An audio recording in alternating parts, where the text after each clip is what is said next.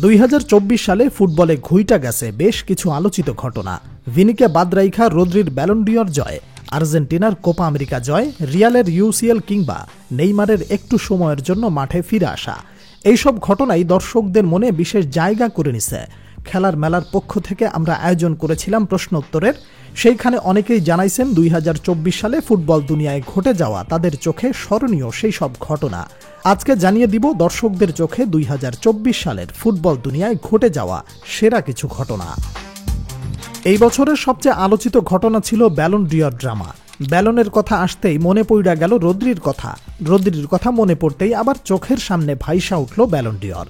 সারা বছর শোনা গেল ভিনি জিতব, কিন্তু কোনো এক ফাঁকা দিয়া রদ্রি আইসা ছিনায় নিল সেই শিরোপা। মানুষ কইল এইটা নাকি শতাব্দীর শ্রেষ্ঠ চুরি, আবার কেউ কেউ কইল রদ্রি যখন পাইছে তখন ঠিকই পাইছে। তবে এই ব্যালন পাবার পরেই ঘটল আরেক ঘটনা।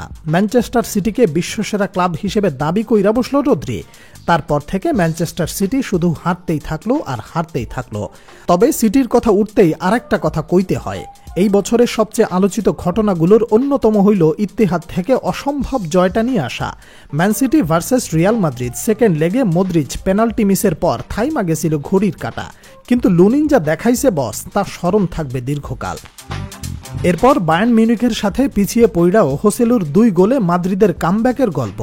এরপর বরুশিয়া ডর্টমুন্ডের সাথে চ্যাম্পিয়ন্স লিগের ফাইনাল জয়, মাদ্রিদের 15তম শিরোপা, সেখানেও ভিনির অবদান, কিন্তু এর পরেও বেচারা ব্যালন ডি'অরটা পাইল না। তবে এতেই থাইমা থাকলো না ভিনিসিয়াস। ব্যালন হাতছাড়া হবার পর সে কইছিল 10 গুণ শক্তিশালী হইয়া ফিরাইব, কইরাও দেখাইল সেটা।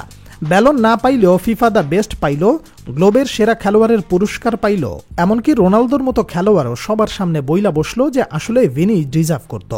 রোনালদোর কথা কইতেই মনে পড়া গেল এই বছর রোনালদো ক্যালমা দেখাইছে একটা, সেটা মাঠে না, মাঠের বাইরে। ইউটিউব চ্যানেল খুইলা ওয়াশরুমে ঢুইকা একটু হাত মুখ ধুইয়া বাইর হইছে, আইসা দেখে মিলিয়ন সাবস্ক্রাইবার হইয়া গেছে। এখন সে শুধু ফুটবলার না, পাশাপাশি আমার মতো একজন সফল ইউটিউবারও। তবে আমার দর্শকরা আবার কেন জানি আমার ইউটিউব চ্যানেলটা খুব একটা দেখে না, যদিও ইউনিক সব কন্টেন্ট রেগুলার সেখানে আপলোড হয়। যাই হোক, রোনালদোর কথা আসবে আর মেসির কথা আসবে না, তা হবে না, তা হবে না। মেসির 2022 বিশ্বকাপের পর থেকে যে গল্প শুরু হয়েছে সেইটা আবারও জারি ছিল। কোপার ফাইনালে শেষ সময়ে লাউতারোর গোল এবং ইকুয়েডরের বিপক্ষে মেসির পেনাল্টি মিসের পরেও এমির অতি মানবীয় 2টা সেভ, আর কি লাগে বলেন। তবে নেইমারকে মাঠে খেলতে দেখাটা এই বছরে নেইমার ভক্তদের কাছে ছিল অনেক বড় একটা পাওয়া। সাথে নেইমারের সাবেক ক্লাব বার্সেলোনাও এই বছরে একটা উল্লাস করার সুযোগ পাইছিল, আর সেটা হইল এল ক্লাসিকোতে রিয়ালকে 1 খালি গোল দেয়া। তাছাড়া বার্সেলোনার হইয়া রাফিনহার ঘুরে দাঁড়ানোটা ছিল একটা বড় ঘটনা। বড় ঘটনার কথা বলতেই মনে পড়ল এই বছর ট্রান্সফার মার্কেটে সবচেয়ে আলোচিত ঘটনাগুলোর একটা ছিল আমাদের ঘরের ছেলে হামজা চৌধুরীর জাতীয় দলের হয়ে খেলার সুযোগ তৈরি হওয়া। এছাড়াও বাংলাদেশের মেয়েরা ফুটবলে চ্যাম্পিয়ন হয়ে যে সম্মান বয়ে এনেছিল সে কথাও আলাদা করে বলতে হয়। সব মিলিয়ে বেশ ভালো একটা বছর গেছে।